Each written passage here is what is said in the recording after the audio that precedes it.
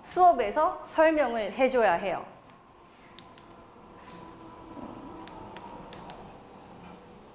자, 이것도 이제 기말 기출문제인데 아까 전에 제가 독해 유형이 다수 출제가 된다고 말씀드렸잖아요. 이제 독해 유형이 어떤 건지를 계속 말씀드리고 싶은 거예요. 보면 이제 읽고 나서 일치하지 않은 걸 골라라. 같은 거죠. 얘도 선지가 다 영어고 아이들이 똑같이 이 선지를 잘 해결하지 못해요. 자, 뭐 이 문제는 밑줄 친 A의 의미로 적절한 걸 골라라 하는 문제예요. 들었을 때는 별로 어렵지 않을 것 같은데 단순한 표면적인 뜻의 의미를 물어보는 문제가 아닙니다. 그래서 그 문장의 의미가 문맥에서 어떤 의미를 갖고 있는지 아이들이 알아야지만 풀 수 있고, 더 나아가서 1번부터 5번에 들어가 있는 선지의 단어와 문장을 제대로 파악하지 못하면 내용을 알아도 오답으로 갈 수 있는 문제들입니다. 이런 문제를 사대부고에서 다수 출제하고 계세요.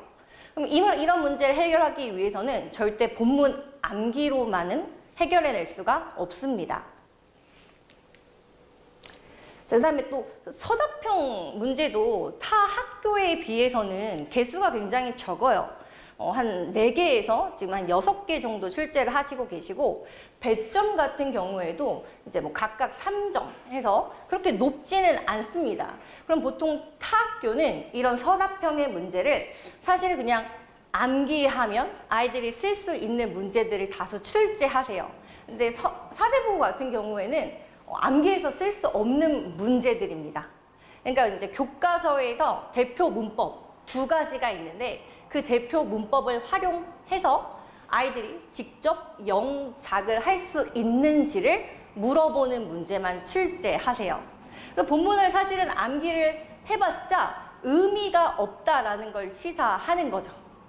그래서 제가 이제 이런 문제를 대비하기 위해서 내신 기간 플러스 그다음에 방학 기간에 서답형 서술형 문제지를 구매해서 아이들 개별적으로 문제를 풀리고 있었습니다. 그래서 보시면 조건 같은 경우에도 굉장히 길죠. 조건을 1번부터 5번까지 줬어요. 그래서 아이들이 이 조건을 맞추는데도 굉장히 힘들어해요. 또 이제 기말 기출 문제인데요. 똑같이 이제 조건을 많이 주시죠. 마찬가지로 그냥 본문을 암기해서는 절대 풀 수 없는 문제입니다. 요번에 기말 서답형 문제 중에 조금 특이한 문제가 있었는데, 예를 들면 이런 거예요. 교과서의 내용에 앵커링 이펙트라는 내용이 나옵니다. 그럼 이 앵커링 이펙트를 읽고 이 말의 의미를 기반해서 이제 아이들이 어떻게 생각을 하는지를 적어내야 되는 문제였어요. 그럼 어떨까요? 아이들이 실제로 시험장에서 이런 문제를 딱 맞닥뜨렸을 때 풀어낼 수 있는 능력을 갖춰야 된다는 거예요. 근데 굉장히 힘들어하기도 하고 아이들이 많이 못 썼거든요. 그래서 수업 때 이런 의미의 문제, 그 다음에 내용의 문제를 좀 대비시켜줄 수 있는 수업이 필수적입니다. 일단 아까 말씀드렸다시피 독해의 비중이 한 90% 정도가 됩니다. 뭐 의미 추론, 그 다음에 대의 파악, 뭐 추론하는 문제, 요약하는 문제들을 다수로 객관식에 출제를 하셨고요. 그럼 이 말은 암기해서 풀 수 있는 문제들은 단 10%밖에 되지 않는 거예요. 그래서 제가 아이들 수업을 할 때 암기하는 과제라든지 클리닉은 지양하고 있습니다. 자, 2번째, 아까 서답형 문제들이 어땠죠? 네, 그냥 암기해서 풀어낼 수 없는 문제들이었죠. 그럼 이제 영작을 할 수 있는 아이들의 기초 체력이 굉장히 중요한 영어 시험이에요. 그럼 영어에서의 이 기초 체력이라는 것은 일단 어휘력, 네, 말할 필요가 없죠. 어휘력이 좋으면 영어 시험을 잘 볼 수밖에 없습니다. 그러면 이제 어휘만 알면 될까요? 아니에요. 문장을 만들어야 되기 때문에 문법도 잘 알고 있어야 돼요. 그럼 이제 이 어휘랑 문법이라는 기초 체력이 잘 다져지면 그 다음에 문장을 쓸 수 있는 거예요. 근데 대부분의 학생들이 이 기초 체력이 굉장히 낮습니다. 혹은 배웠던 건데 누적이 되지 못해서 또 까먹고 이런 경우가 굉장히 많아요. 그래서 반복해서 아이들을 트레이닝 시켜주는 게 굉장히 중요하다고 생각을 하고요. 내신 기간이지만 내신 공부만 하면 절대 점수가 나올 수 없다는 거예요. 그래서 평소에 아이들의 어떤 서술형 쓰는 능력, 그 다음에 의미를 추론할 수 있는 능력을 꾸준히 길러주는 게 답입니다. 당연히 어떤 내신 플로우를 갖는 건 당연한 것 같아요. 이 내신 플로우라는 건 내신 대비 전까지 학원에서 이제 어떻게 수업을 하는가인데, 그다음에 뭐 교재 이런 부분들도 굉장히 중요한 것 같아요. 근데 제가 사대부고를 이번에 1학기를 딱 마치면서 가장 중요한 거는 이제 수업 때 아이들한테 어떻게 의미를 읽혀주고, 그다음에 아이들이 어떻게 이걸 가지고 복습을 하고 자기 걸로 만드는지, 이게 가장 중요한 것 같더라고요. 그래서 뭐 이제 어떻게 제가 수업을 하냐면, 이게 1학기 교과서 본문이었습니다. 이제 빨간 색깔로 된 문장을 직역을 하면요, 이런 뜻이에요. 그는 다만 좋지 않은 때에 잘못된 장소에 있었다 라는 의미를 갖습니다. 자, 이게 직역의 의미인데 아까 사대부고의 문제가 어땠죠? 의미를 알아야 된다고 했죠. 그렇죠? 거기서 문제를 출제한다고. 그럼 이제 이 말의 의미는 뭐냐면요, 이 희라는 주인공이 죄를 짓지 않았는데 우연히 감옥에 오게 된 상황입니다. 그래서 이 말의 의미는 무죄였는데도 불구하고 이 캠프라는 게 의미가 사실 캠프가 아니에요. 문맥에서는 감옥을 의미합니다. 그래서 어쩔 수 없이 이 캠프에 끌려왔다라는 의미를 가져요. 그래서 제가 수업 때 이 의미를 알려줬었거든요, 아이들한테. 근데 똑같이 출제를 하셨어요. 여기에 밑줄 치고 이 말의 의미를 찾아라. 자, 대신에 아까 특이했던 게 뭐냐면 1번부터 5번의 선지가 영어로 다 되어 있었죠. 그럼 어때요? 이 말은 이해하는데 이게 영어로 바뀌었을 때 아이들이 그 문장을 해결할 수 있냐 없냐, 이게 관건이었던 거예요. 그러면 어떻게 해줘야 될까요? 이걸 또 아이들이 대비할 수 있는 학습 자료가 필요하겠죠. 그래서 지금 이제 어떤 자료를 주고 있냐면, 이건 이제 모의고사를 제가 예시로 가져왔는데, 모의고사 한 문장씩 제가 직역과 그다음에 제가 담은 의미, 문장을요 밑에다가 다 써놨습니다. 그래서 수업 때 한 내용 가지고는 절대 안 돼요. 아이들 집에 가면 또 까먹어요. 그래서 시중에 있는 여러 가지 뭐 분석분이 있습니다. 여러분들 다 알고 계시는 그런 자료 절대 안 써요. 제가 직접 만들어서 이 의미를 담고 있는 걸 다 적어 놓고요, 집에 가서 보면서 할 수 있도록 하고 있습니다. 자, 그다음에 사대부고 시험이랑 유형과 배점이 동일하게 들어간 모의 동형 문제를 지금 만들고 있어요. 이게 생각보다 쉽지 않은 작업이에요. 왜냐면은 선생님의 어떤 출제 기조도 읽어야 하고, 그 다음에 배점의 어떤 비율도 잘 맞춰야 하고, 굉장히 어려운 작업인데, 이걸 했을 때 아이들이 실제 시험의 체감 난이도를 조금 훨씬 더 느끼고 시험을 볼 수 있게끔 도와주거든요.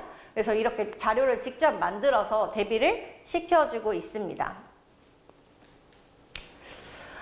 지금 1학기 제가 사대부고 영어를 하면서 느낀 게 정말 아이들마다 격차가 좀 심합니다. 그래서 아까 이제 저희 수학 선생님께서도 말씀했다시피 정규 수업은 이틀로 짜여져 있는데요. 추가적인 수업이 꼭 필요해요. 아이들 개개인마다 조금 보완 부분이 다르기 때문에 추가로 불러서 아이들 수업을 좀 해주고 있고요. 그다음에 저희 학원이 사대부고랑 좀 가깝습니다. 위치적으로. 그래서 아이들이 자동으로 학교 끝나면 좀 일찍 와서 미리 자습을 할 수가 있어요. 그래서 지금도 아이들을 이제 개학했는데 와서 단어도 외우고 그다음에 혼자 공부하고 있거든요. 저희 열심히 사대부고 준비하고 있습니다. 영어 여기까지 마치도록 하겠습니다. 감사합니다. 안녕하세요. 앵콕학원에서 사대부고 1학년 국어를 담당하고 있는 문연아 강사입니다. 우리 아이들 지난주에 개학은 했죠. 어떤가요? 친구들 오랜만에 만나니까 좋죠. 그런 반면에 또 중간고사가 좀 빠르잖아요. 그래서 불이 나게 우리가 또 내신을 준비해야 되는 그런 시간이 왔어요. 그래서 1학기 때 시험 문제가 어떻게 출제가 됐었고 다시 한번 점검하면서 2학기를 좀 예측해 보도록 하겠습니다. 네, 우리가 교육과정이 바뀌면서 좀 걱정을 했었습니다. 교육과정이 바뀌면서 교과서 중심으로 출제가 될 거다 예상을 깨고 중간고사 때 학습지 중심으로 시험 범위가 정해졌었거든요. 그래서 시험 범위가 많아도 너무 많아요 라고 하면서 우리가 시험 대비를 했었던 거가 기억이 날 겁니다. 그래서 중간고사 때는 이렇게 학습지 중심으로 해서 현대시가 20편이 넘는 작품을 공부를 하면서 준비를 했었고요. 기말고사 때는 아무래도 교생 선생님들이 실습을 나와서 그랬던 건지 아니면은 다시 교육과정을 좀 점검하는 차원에서 그랬던 건지 교과서 중심으로 시험 범위가 좀 전환이 됐었어요. 물론 학습지가 있긴 있었지만은 1학기 때처럼 많지는 않았었고 대부분은 교과서 중심으로 시험 범위가 정해져 있었는데 문법이 시험 범위가 좀 많았었습니다. 우리가 중간고사 때 문법이 일부만 들어가고 진도가 조금 느리게 갔었거든요. 학습지를 중심으로 수업을 하다 보니까 문법을 좀 느리게 진행을 하면서 그 문법이 기말고사 때까지 이어져서 시험 범위가 정해졌던 부분이 되거든요. 그래서 아이들이 공부하는 부분이 조금 벅차했었던 기억이 납니다. 다음 장면 보면서 시험 범위 보면서 좀 자세하게 설명을 할게요. 교과서에서는 방문계, 현대시, 그 다음에 수라라고 하는 현대시가 들어갔었고 그 다음에 학습지에서 20여 편입니다.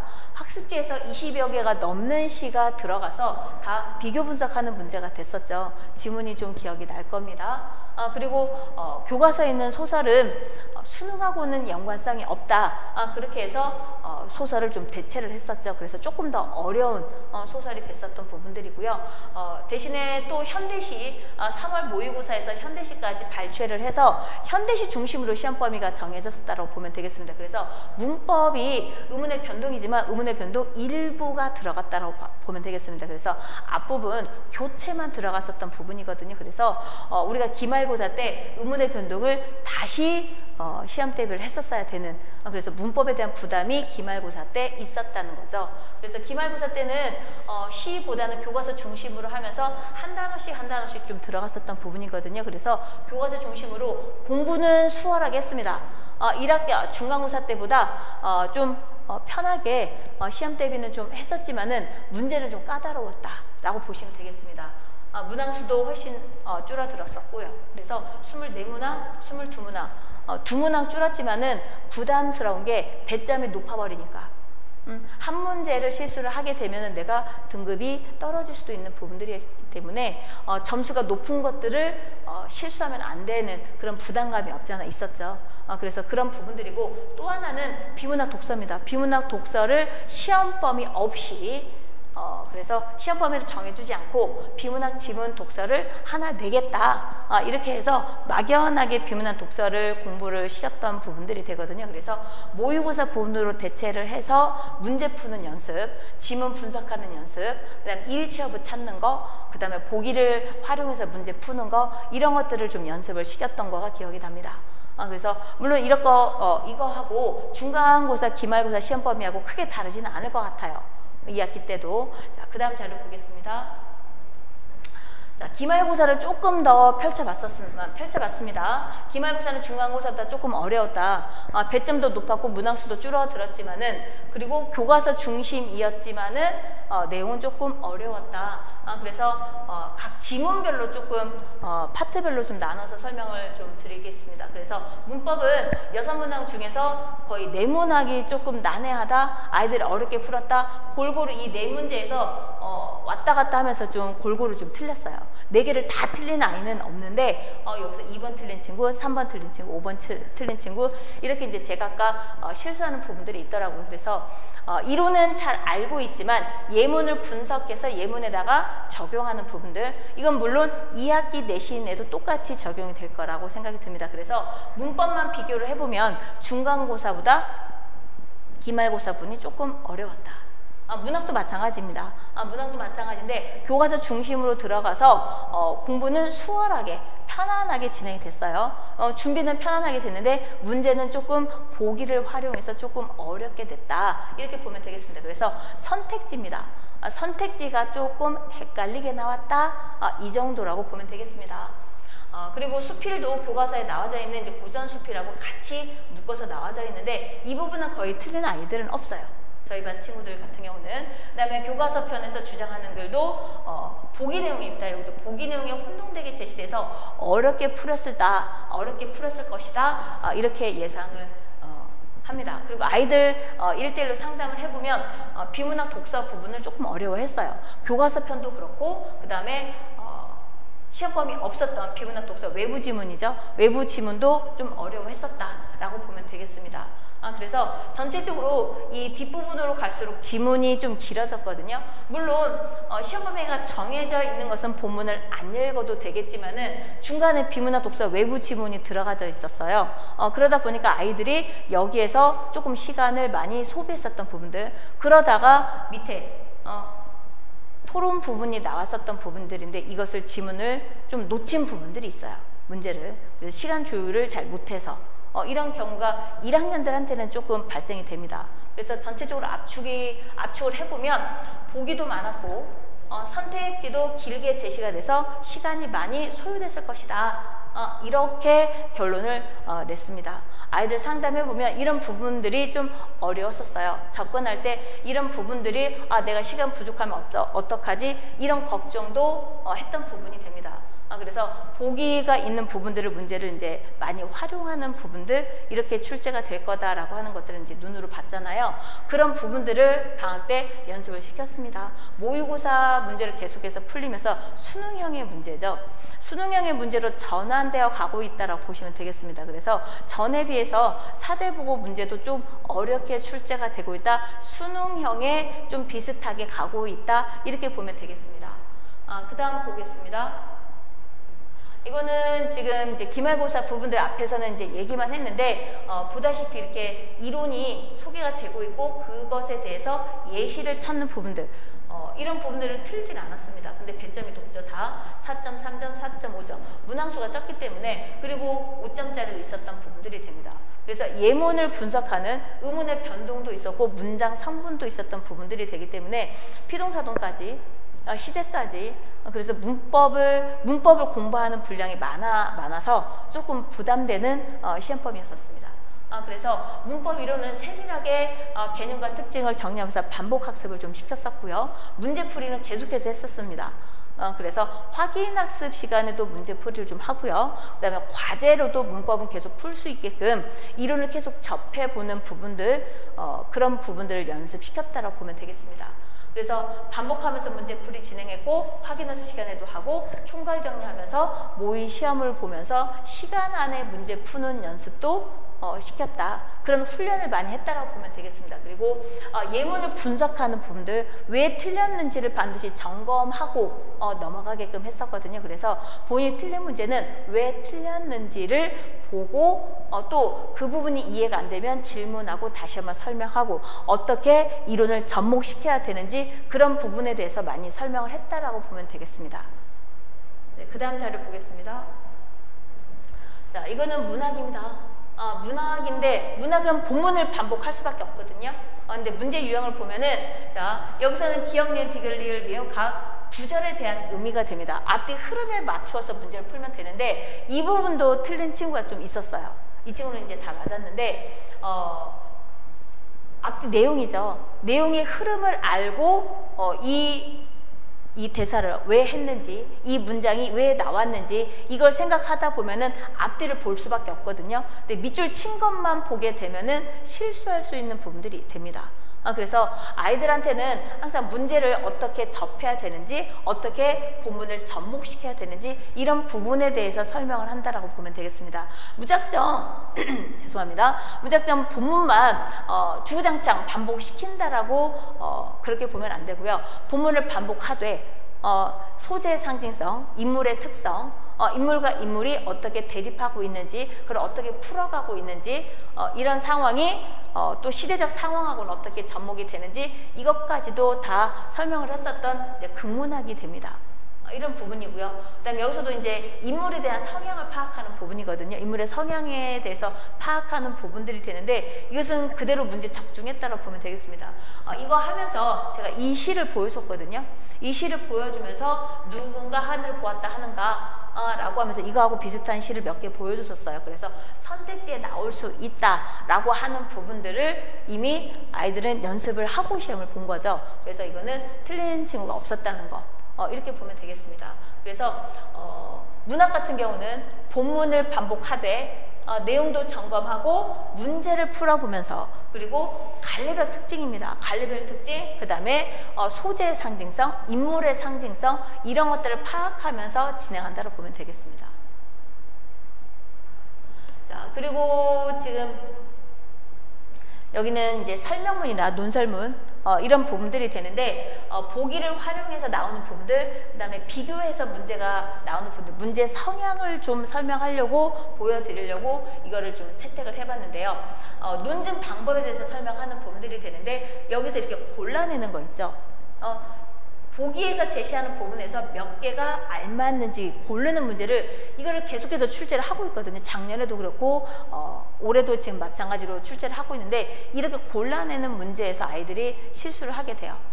그래서 정확하게 알지 못하면은 잘 못 걸러내는 부분들이 되거든요. 그래서 이런 문제는 한두 개는 반드시 나온다라고 보면 되겠습니다. 그래서 문제 유형이 크게 변화되는 게 아니라 우리가 1학기 때 나왔던 문제 유형 있잖아요. 그런 문제 유형의 본문이 바뀐 거다라고 보면 되겠습니다. 그래서 본문이 바뀐 내용을 이런 문제 유형 틀에 집어넣어서 문제를 출제를 한다 이렇게 보면 되겠습니다. 그런 문제들, 비슷한 문제들 풀어가면서 준비를 시킬 거고요. 자, 그리고 여기는 지금 선택지를 봅니다. 선택지 내용이 좀 길어지고 있거든요.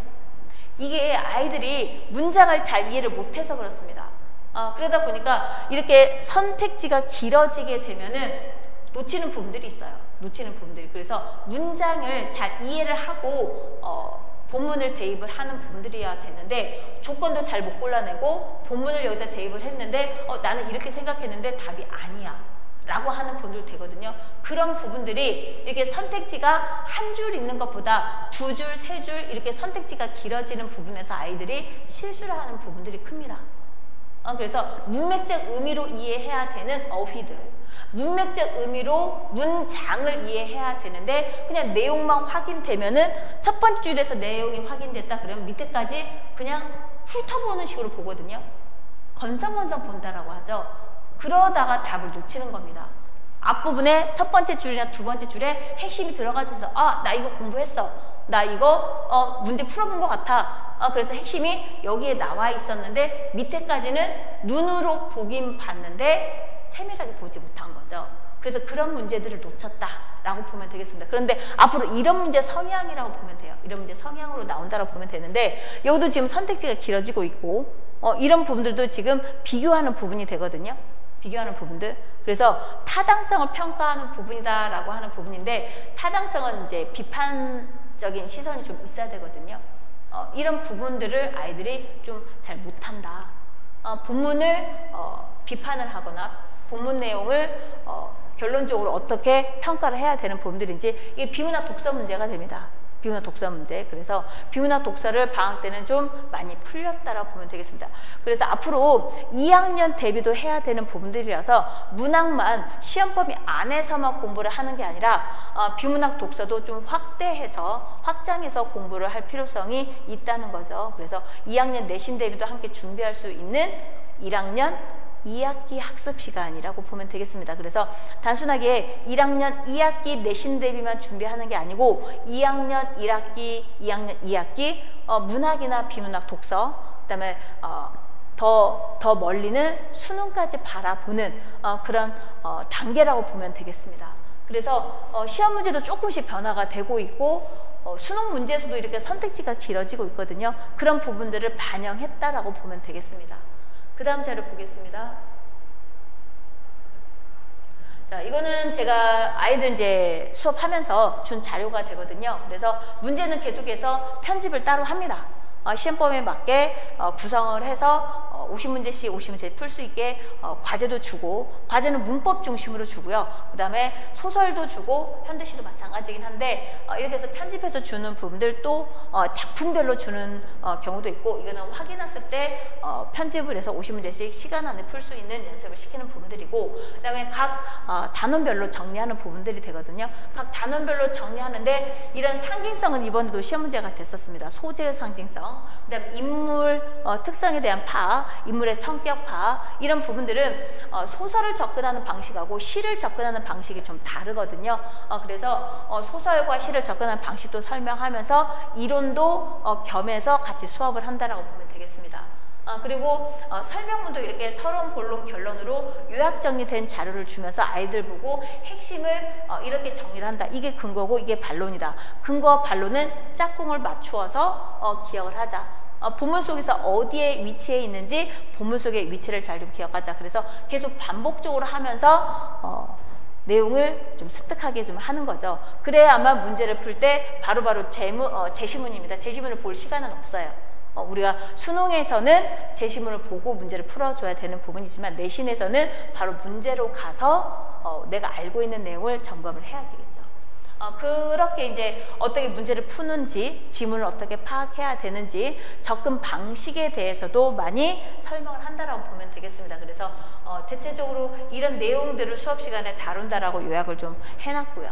그 다음 페이지 보겠습니다. 이게 2학기 중간고사 예측하면서 지금 교과서 부분인데요. 오늘 지금 문자를 받았습니다. 아이들한테 2학기 시작하자마자 지금 문자를 받았는데 국어 수업 진행하면서 학습지가 나갑니다. 그리고 교과서에 있는 여기 청산별곡 저희는 수업했거든요, 방학 때. 그래서 예측해서 청산별곡, 그 다음에 시조, 그 다음에 가사문학, 여기까지는 우리가 진도를 다 나갔어요. 그래서 가사문학도 여기 나와 있는 작품만 한 게 아니고 이것과 비슷한 부분들, 같은 시대에 있었던 작품들을 함께 정리를 좀 했었거든요.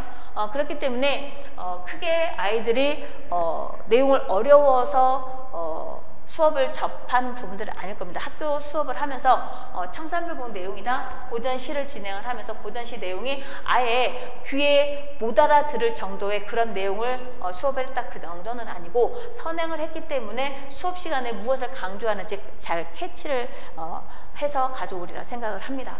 그리고 문법은 1학기 문법도 교과서 순서대로 있는 대로 순서대로 나갔거든요. 그렇기 때문에 여기 변화하는 매체와 국어 매체가 지금 중세국어입니다.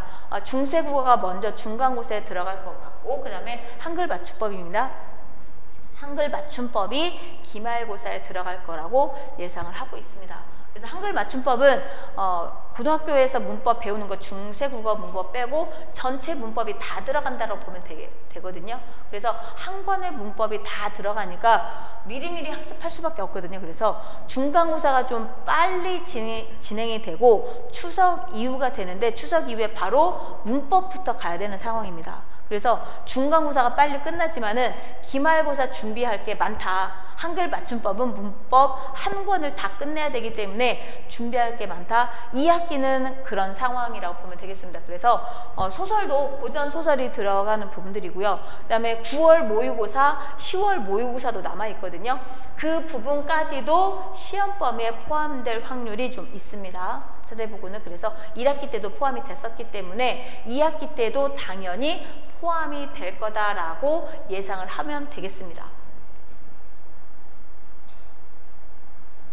네, 그래서 지금 2학기는 문법부터 정리하면서 준비를 하고 있어야 되는 상황이고요. 중세국어는 저희 반은 지금 이론 정리, 어떤 거가 중요하고 가나 다라, 기역, 니은, 디귿, 리을, 그 다음에 아야, 어여, 이런 부분들을 다시 한번 공부를 다시 했습니다. 제자 원리죠. 제자 원리에서 다시 하고 그 다음에 조사입니다. 주격 조사나 관형격 조사나 목적격 조사나 이런 이제 특징들은 다시 한번 다 방학 때 2번, 3번 돌렸습니다. 그래서 이미 중세 국어는 학교에서 이제 프린트 나눠준 거에 맞춰서 본문만 바뀔 뿐이거든요. 본문만 바뀔 뿐이고 이론은 똑같습니다. 그래서 이론은 지금부터라도 빨리 시작을 해야 된다라고 말씀드리고 싶습니다. 그리고 한글 맞춤법은 아까도 얘기했듯이 기말고사 부분에 들어갈 확률이 큰데 중간고사 끝나고 나서 여유로운 시간이 아니고요. 한글 맞춤법 준비하면서 기말고사 준비를 해줘야 되겠죠. 그런 부분이 되겠고 시험 범위는 1학기하고 비슷하게 중간고사처럼 학습지 중심으로 가지 않을까 예측을 해봅니다. 그래서 2학기가 지금 고전 문법, 고전 시가 들어가기 때문에 1학기보다 더 어려울 것이다 라고 예상이 됩니다. 그래서 반복도 많이 시키겠지만은 고전시라서 읽는 것조차도 어려울 수 있는 부분들이 되거든요. 그래서 우리 아이들 조금 서둘러서 공부를 좀 했으면 좋겠습니다. 네, 고1 때 내신은 분명히 1등급 안에 들어가서 우리가 내신을 최대한 끌어올려야 되는 상황이고요. 2학기 때는 2학기 때도 마찬가지가 됩니다. 그래서 공통 국어를 1학년 때는 하죠. 그 다음에 2학년 때는 문학, 그 다음에 2학기 때는 독서 이렇게 진행이 되고 3학년 때는 문법이 들어갈 예정입니다. 그래서 문법은 수능 특강하고 연결시켜서 문법만 들어갈 수도 있고 문학이나 비문학 독서도 함께 들어갈 수 있는 부분들이 됩니다. 그리고 2학년 1학기 때 문학을 좀 진행했었는데 수능 특강에서 자료도 많이 끌어다가 2학년 시험범위 많이 포함을 시켰었어요. 그래서 문제도 수능형의 문제로 출제가 된다라고 보면 되겠습니다. 그래서 4대 국어도 문제 성향이 지금 변화되고 있다라고 보시면 되겠고 교과서 위주가 됐든 학습지 위주로 시험 범위가 정해지든 수능형의 문제는 계속 출제가 될 거다. 수능형의 문제로 바뀌고 있다.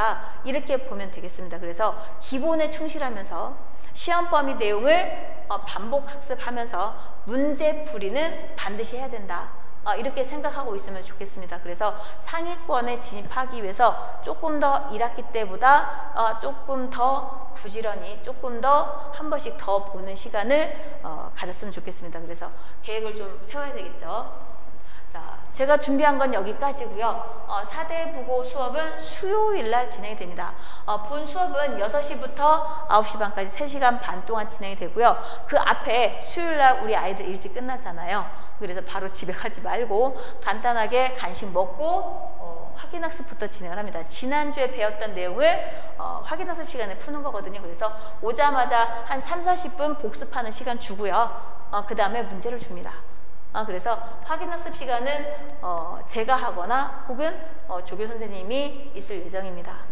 그래서 그렇게 진행이 되는 부분들이고 수업 후의 진행 상황 질문 있으면 남아서 하고 가면 되고요. 혹은 집에서 문제 풀다가 막히는 부분이 있다. 그런 부분들은 전화 통화를 해도 되고 카톡으로 문자 사진 찍어서 보내기도 하면서 아이들 서로 대화를 나누고 있다고 보면 되겠습니다.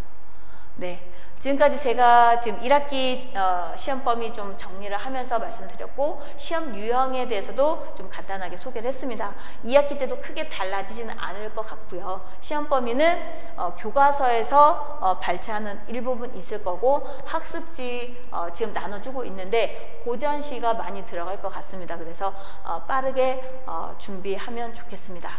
네, 여기까지 마치겠습니다. 감사합니다.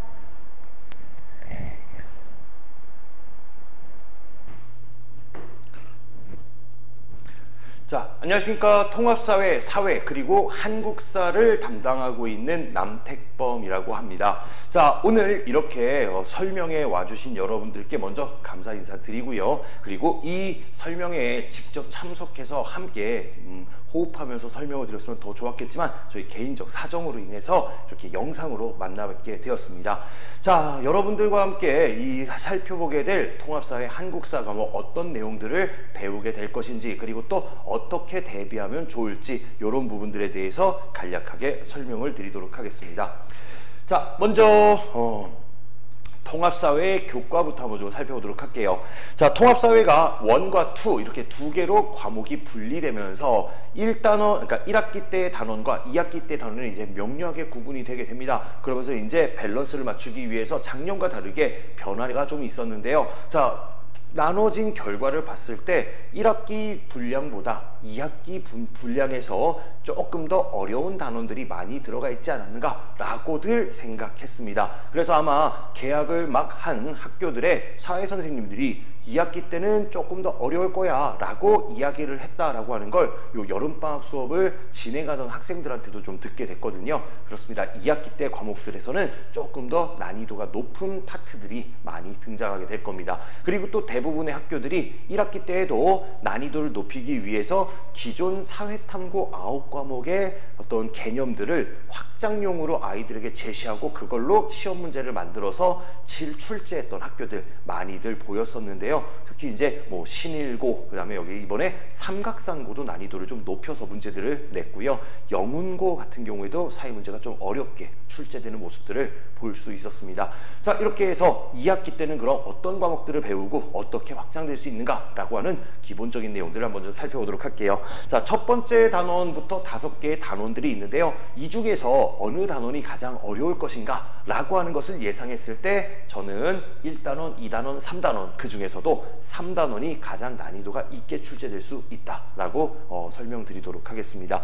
학교에서 1학기 때처럼 선생님들이 여러 명이 나누어져서 수업이 진행되기 때문에 각 단원을 아마 처음부터 시작하실 수 있고요. 그 다음에 상대적으로 좀 쉬운 내용이 들어있는 4, 5단원을 중간 기말로 하나씩 나누고 요 내용들을 함께 확장하는 방식으로도 저는 가능성이 있다라고 생각합니다. 그래서 1, 2, 3단원 중에 한 단원 반 정도씩이 중간고사에, 그리고 4, 5단원의 하나가 중간고사에, 나머지를 기말고사에 이런 식으로 분배하지 않을까. 또는 통합사회 선생님이 3명이다 라고 했을 때에는 1, 3단원 또는 4, 5단원을 한두 명씩 나누어서 수업이 진행되지 않을까라고 생각이 됩니다. 자, 그래서 이 1, 2, 3단원이 시험 문제가 좀 어렵게 나올 건데 어떤 것들이 있기에 어려울지 한번 좀 보도록 하면요. 자, 1단원은 인권과 관련된 내용입니다. 그래서 프랑스, 영국, 그 다음에 미국 독립혁명 등 3대 혁명이라고 하는 내용들을 다루다 보니까 세계사적인 요소가 들어갈 수 있고요. 그 다음에 현대 헌법 체계라고 하는 부분에서 우리 그 인권 보호를 위해서 3권 분립을 만들고 국가 기구들 간의 견제 기능을 만들어놨어. 각 기구들은 어떤 방식으로 협력과 견제를 하고 있는지 권한들에 대한 문제가 출제될 수 있습니다. 자, 그런 문제들로 확장이 될 수 있어서 난이도가 좀 높아질 수 있고요. 또한 국민들의 주권 행사의 방식 중에 하나인 선거에 있어서 어떤 것들이 국민들의 의지가 반영된 선거가 될 수 있는가, 이른바 소선거구제와 중대선거구제를 개념을 익히고 그것을 활용해서 문제를 계산하는 도표 문제가 출제될 수가 있습니다. 이러한 부분들이 난이도를 좀 높일 수 있는 요소들이 될 수 있을 것 같아요. 그리고 이제 민주주의 체제의 근간이 되는 사회계약서를 주장했었던 세 학자가 있어요. 홉스, 로크, 루소라는 학자들의 사회계약서를 구분하는 문제들, 이런 것들이 이제 아이들이 아마 확장으로 만나게 될 문제들이 아닐까 생각합니다. 자, 2단원에서는요, 사회 정의와 불평등이라는 내용이 나오는데요. 정의라고 하는 것에서 정의란 무엇인가? 아마 마이클 샌드 선생님의 책 많이들 보신 적 있으실 거예요. 자유주의 정의관, 공동체주의 정의관, 이런 정의관들을 살펴보게 되는데요. 그런 정의관뿐만 아니라 분배에 있어서의 정의란 무엇인가, 교정에 있어서의 정의란 무엇인가를 심도 있게 탐구해서 통합 지금 생활과 윤리 과목에 정의관으로 확장된 문제들이 출제될 수가 있을 것 같아요. 자, 그리고 불평등과 사회복지제도 같은 제도들이 나오는데요. 이 두 개는 모두 사회문화라는 과목에서 다루고 있는 주제들입니다. 문제는 사회문화라는 과목에서 그동안 수능에 기출됐던 문제 중 가장 어렵게 출제되는 도표 문제가 나오는 단원이 불평등과 사회복지제도에 관련 문제입니다. 사회 불평등은 과거에 절대적 빈곤과 상대적 빈곤선을 계산하는 도표 문제로 통합사회를 선택한 친구들을 가장 어렵게 만들었던 주제라면, 최근에는 사회복지제도의 종류와 그 복지제도의 혜택을 누리는 수급자들의 비율을 계산하는 문제로 어렵게 출제되고 있는 최근의 킬러 포인트라고 보시면 되겠습니다. 개념만 활용해서 문제를 만들면 쉽게 공부할 수 있는 부분이지만 이 기존 사회문화 과목의 도표 문제로 확장한다면 많이들 어려워할 수 있는 문제들이 나올 수 있을 것 같아요. 자, 그리고 5개의 단원 중에 가장 난이도가 높다라고 할 수 있는 3단원이 있는데요. 3단원은 기반이 경제입니다. 그래서 경제를 바탕으로 자본주의가 발전해온 과정의 역사, 세계사 부분을 간단하게 살펴보고요. 그 다음에 합리적 선택이란 무엇인가 라고 하는 기회비용을 계산하는 계산 문제들이, 이후 비교 우위론이라고 하는 국가 간의 분업과 국제협력이라는 무역관계에 있어서 이익을 보는 구조를 계산하는 우위론을 계산하는 문제들까지 계산 문제들이 많이 출제될 수밖에 없는 단원이기도 해요. 자, 마지막으로 금융상품 특징이라고 하는 조금 상대적으로 쉬운 내용들, 예금, 주식, 그리고 또 채권과 같은 상품들의 특장점들을 비교하는 문제, 상대적으로 제일 쉬운 내용들이 이렇게 담겨 있습니다. 자, 그리고 통합사회 교과서에는 간단하게 시장의 변동에 따라서 개인의 자산 개념, 자산 계획을 수정해야 됨이라고 하는 내용으로 3가지 요소를 제시하고 있는데요.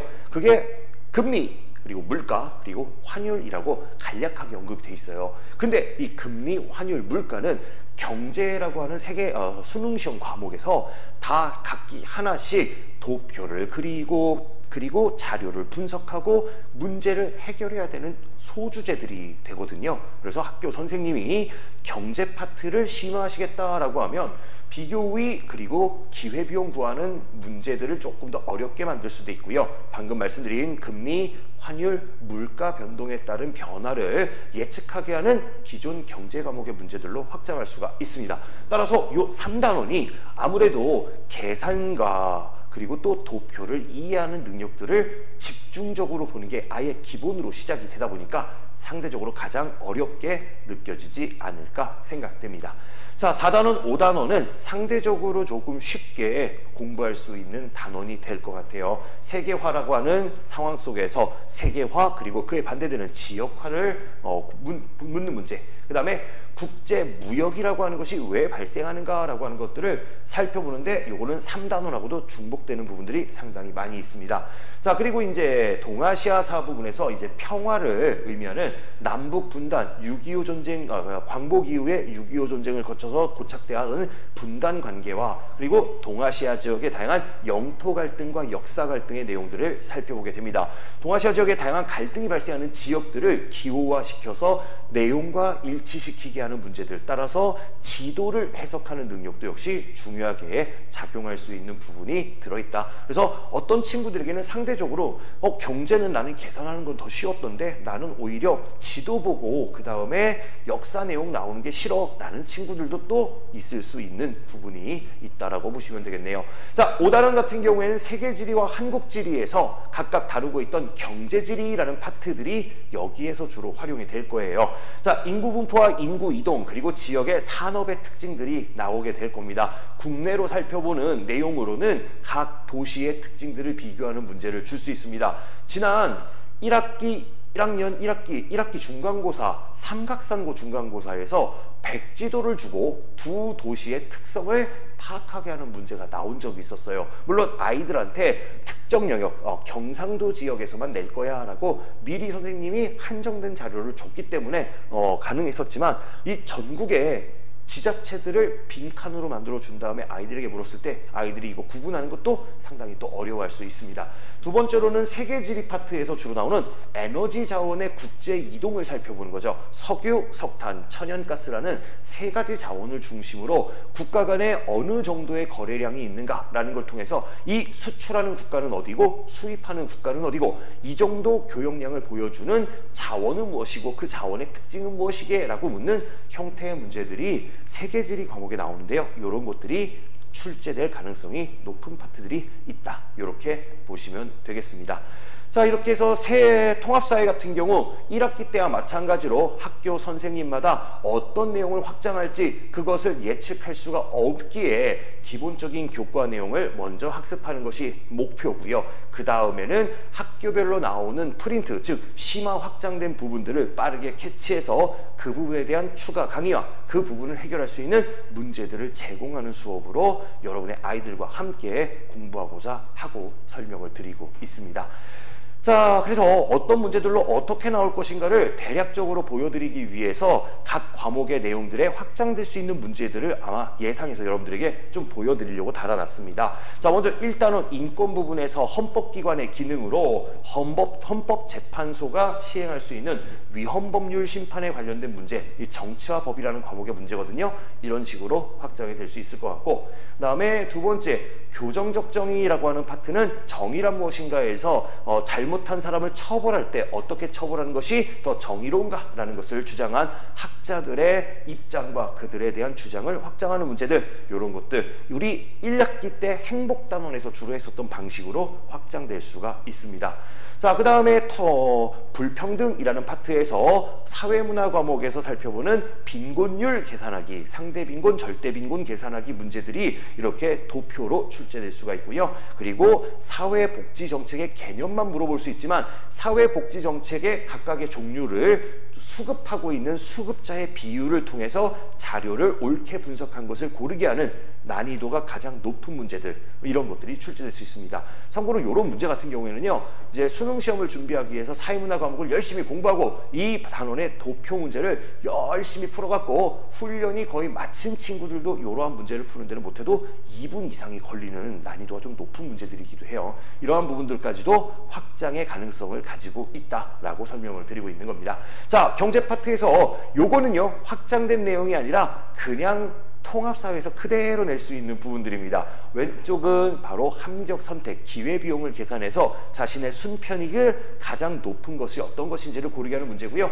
오른쪽은 국가가 무역에 있어서 어떻게 나누어서 분업해서 생산하는 것이 가장 이득이 되는가라는 비교 우위론을 계산하는 문제들, 이런 문제들은 그대로 출제될 수 있는 문제들, 요게 이제 더 심하게 확장되느냐 안 되느냐가 이제 관건이라고 보시면 될 것 같네요. 자, 마지막 동아시아 영토 분쟁은 말 그대로 역사적 내용들을 쭉 달아놓고요. 이에 따라서 갈등이 발생하고 있는 지역은 어디인가라고 하는 것들을 맞추게 하는 거죠. 그럼 각 지역마다 어떤 국가들끼리의 갈등을 벌이고 있고 어떠한 배경하에서 갈등이 발생했는지까지를 학습을 해야 되는 문제들이 출제될 수 있을 것이라고 예상되고 있습니다. 자, 이렇게 통합사회 과목에 대한 전망을 설명을 드렸다면 이제 한국사 과목은 어떻게 나올 것인가.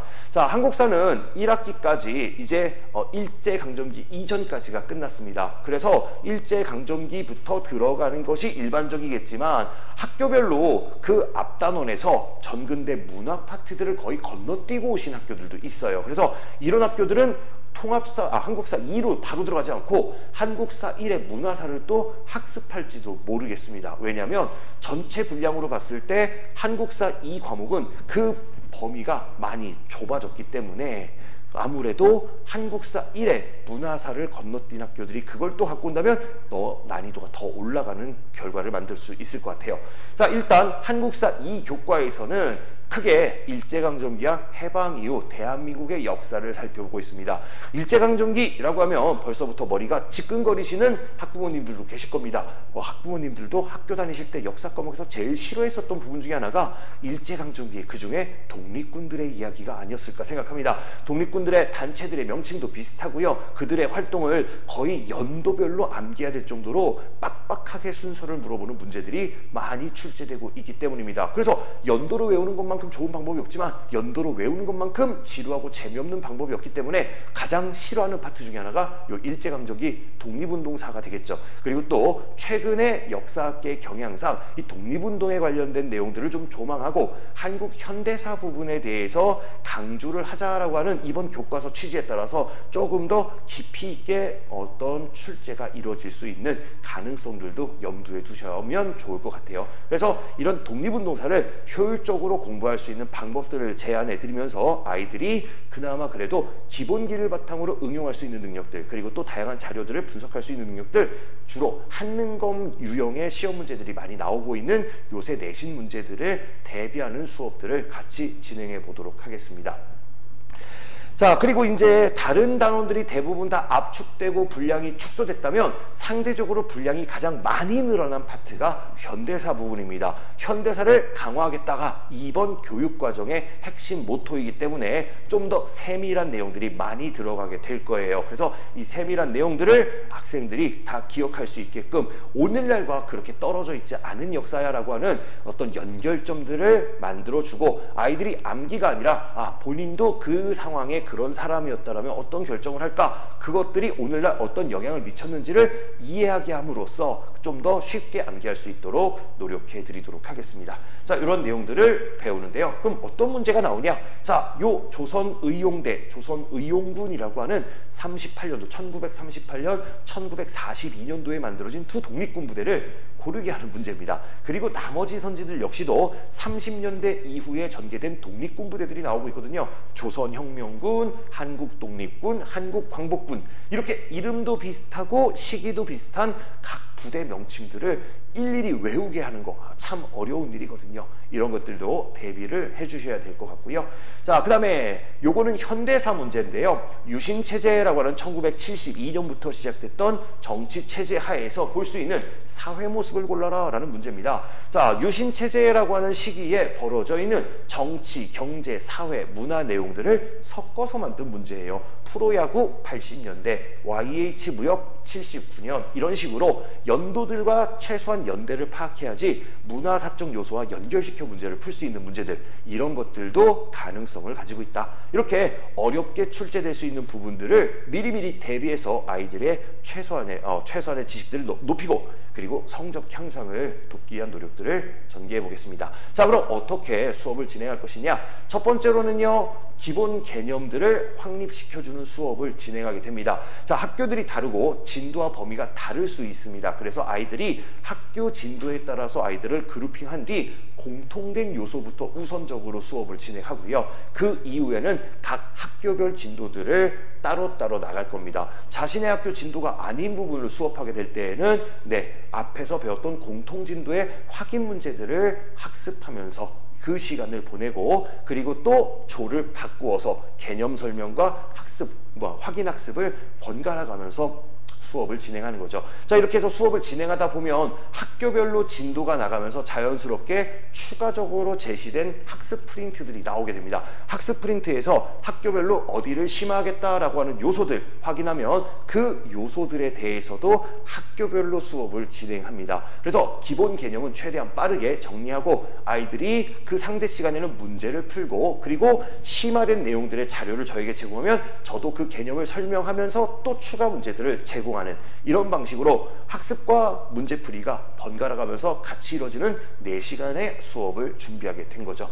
자, 그렇게 해서 학교 프린트 분석까지 해서 심화 문제를 대비해주는 수업으로 진행을 합니다. 장점으로는요, 바로 문제들을 무한정으로 제공해 드리고 있다는 겁니다. 공부를 더 하겠다, 더 열심히 하겠다라는 친구들이 더 많은 문제들을 요구하는 경우들이 있습니다. 문제들을 끊임없이 제공해 드리고 있습니다. 물론 아이들에 따라서 기본 교재 문제도 간신히 푸는 친구들이 있어요. 조금 더 독려해서 문제를 풀게 하고 있고요. 그리고 기본 교재를 금방 끝낸 친구들한테는 작년 자료, 심화 자료, 심지어는 어려운 난이도의 수능형 자료까지도 제공해서 아이들이 문제가 없어서 못 풀겠다, 저는 문제를 많이 풀어봐야지 요령을 안다고 생각하는 사람이기 때문에 문제를 많이 주는 것, 이것을 제 신념으로 갖고 있기 때문에 걱정 없이 보내주시면 많은 문제들을 만나볼게끔 도와드리도록 하겠습니다. 한국사 역시도요, 사료를 활용한 문제들, 특히 한능검처럼 어떤 자료를 제시하고 푸는 문제들, 요것들에 관련된 문제들도 제공해 드리고 있고요. 그리고 또 사료집이라고 해서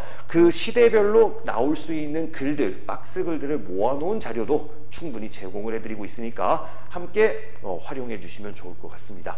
마지막으로, 자, 통사와 한국사 과목에 한해서는 어쨌든 제가 점수, 좋은 등급을 맞게 하기 위해선 필고사도 중요하지만 수행평가 점수도 중요하다라고 생각합니다. 그래서 수행평가 점수에서 일단 감점을 당하지 않는 것이 목표이기 때문에 감점 당하지 않을 수 있도록 도움을 주기 위한 자료와, 거기다가 수행평가가 단순히 만점을 받는 데 목표를 가지면 안 되죠. 학종이라는 전형에서 수시라는 전형에서 학생부 종합 전형을 준비하고자 한다면 들어가는 세부별 특기 능력, 세특도 역시 진로의 방향에 연결되어 있을수록 아무래도 좀 더 명확하고 유리할 수 있습니다. 따라서 아이들이 가지고 있는 진로 방향에 맞춰서 수행 자료를 요구하면 그에 대해서 아이들과 논의하면서 수행 자료를 제시해드리고 있습니다. 이렇게 해서 아이들의 수행 평가 점수 감점을 막고 그 다음에 나아가서는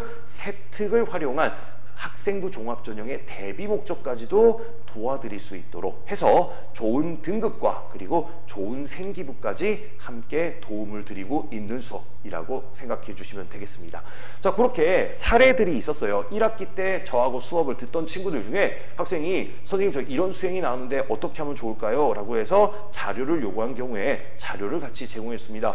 첫 번째 친구는 실내 디자인이라고 하는 디자인 계열로 진학하고자 한 친구예요. 한국사 교과서 다시 쓰기 수행이 있었어요. 여기에서 어떤 내용을 추가하고 싶은지를 적어서 내래요. 그래서 제가 제시해준 주제는 바로 삼국의 고분문화. 예전 사람들이 무덤을 조성할 때 그 무덤의 실내 공간을 어떻게 구성했는가, 그 공간에 담긴 의미는 무엇인가 라고 하는 것을 분석함으로써 실내 공간이 가지고 있는 장점들에 대해서 그리고 그것들에 대한 개념을 확장하는 형태로 보고서 주제를 만들어서 제공을 해줬어요. 그래서 진로를 연계해 준 거라고 보시면 되겠죠. 두 번째 역시도요, 세특에 넣어주려는 목적으로 자유주제 발표를 하라라고 하는 과제를 받은 친구였었습니다. 이 친구 같은 경우에는 생의학 쪽으로 진로 희망을 갖고 있는 친구였거든요. 그래서 본인도 천연두 예방에 나섰던 지석영으로 하면 어떻겠습니까? 라고 제안을 하더라고요. 지석영 좋지. 근데 지석영만 하면 너무 다른 학생들도 많이 할 것 같아. 그래서 차라리 지석영으로 하지 말고 천연두라는 주제로 확장을 해서 조선 후기 정약용이 있었던 마과회통의 저술과 그 원인부터 해서 지석영까지로 확장을 하는 방향을 하나 제시해줬고, 또 하나는요, 교과서에 없는 내용이 가능하다라고 하면 노상추일기라고 하는 조선 후기 무관이었던 노상추가 전염병들을 겪고 그것을 예방하기 했던 노력을 일기에 담은 내용이 있으니 이것까지 활용해서 넣으면 더 좋을 것 같아 라고 자료를 추가로 제공해 주는 거죠. 이렇게 해서 아이들의 진로와 그 진로 방향에 있어서 방향은 맞아도 내용 수준이 조금 너무 떨어지면 그 역시 긍정적으로 평가할 수가 없기 때문에 그런 부분들을 보완해주는 방식으로 도움을 주고 있습니다. 제가 뭐 다른 과목까지 다 해주면 더 좋겠지만 아무래도 좀 한계가 있기 때문에 일단 제가 담당하는 과목만이라도 그 과목의 성적을 최대로 받을 수 있게끔 최선을 다해서 도와드리도록 하겠습니다. 자, 그래서 수강한 친구들 중에서 성적 상승한 사례들이 많이 있었어요. 100점을 받는 친구도 물론 있겠지만 저는 이 친구보다 이렇게 점수가 중간고사 때 50점대의 점수를 받고 와서 같이 공부한 뒤 80점대까지 30점 가까이 상승시킨 친구, 이 친구가 더 노력하고 더 기특한 친구가 아닐까 생각합니다. 이렇게 많은 친구들로부터 성적 상승에 감사를 좀 받았던 친구들, 저는 늘 얘기합니다. 너희들이 그만큼 노력했기 때문에 받은 거다. 물론 열심히 하고자 했지만 시간적으로 또 다른 조건적으로 못한 친구들이 있고 상대적으로 다른 과목 신경 쓰다가 못한 친구들도 있어서 못해서 성적이 안 나온 거 좀 너무 아쉽긴 해요. 근데 확실히 저도 이제 계속 아이들을 데리고 살펴보다 보면 열심히 하는 친구들이 성적이 잘 나옵니다. 상대적으로 열심히 좀 안 하는 친구들은 성적이 오르질 않아요. 그래서 저는 제 수업에 열심히 하는 친구들만 좀 왔으면 좋겠어요. 물론 그게 또 선생님의 입장은 아니죠. 열심히 안 하는 친구들도 열심히 할 수 있게끔 도와줘야 되는데, 근데 그건 분명히 저는 한계가 있다고 생각합니다. 공부를 못해도 상관없어요. 하지만 하겠다는 의지가 있는 친구들에게는 최선의 도움이 될 수 있을 것이라고 생각합니다. 그런 부분들을 믿고 맡겨주시겠다면 제가 지금 수업하고 있는 2개의 커리큘럼을 고민해 주시면 좋을 것 같아요. 자, 왼쪽은요, 이제 정규반입니다.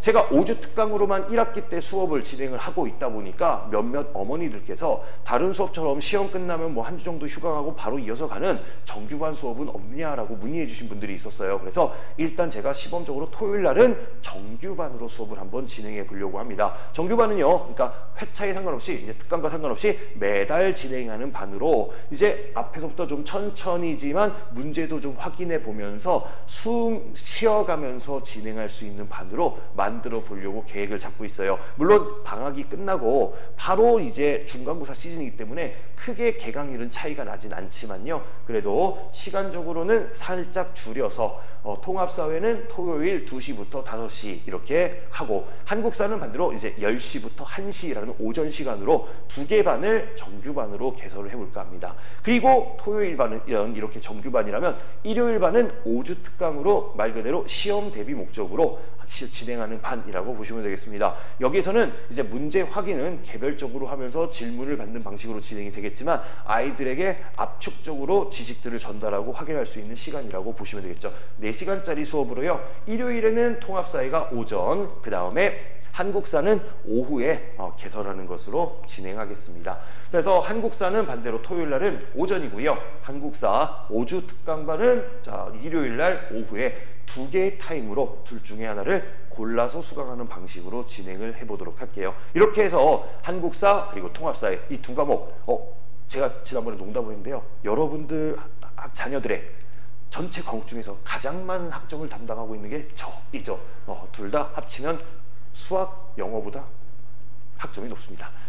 이 높은 학점들 저에게 한번 맡겨주시고 저와 함께 좋은 성적들을 가질 수 있도록 아이들이 함께 공부해볼 기회를 만들어주시면 좋을 것 같습니다. 긴 시간 동안 수고하셨습니다. 감사합니다.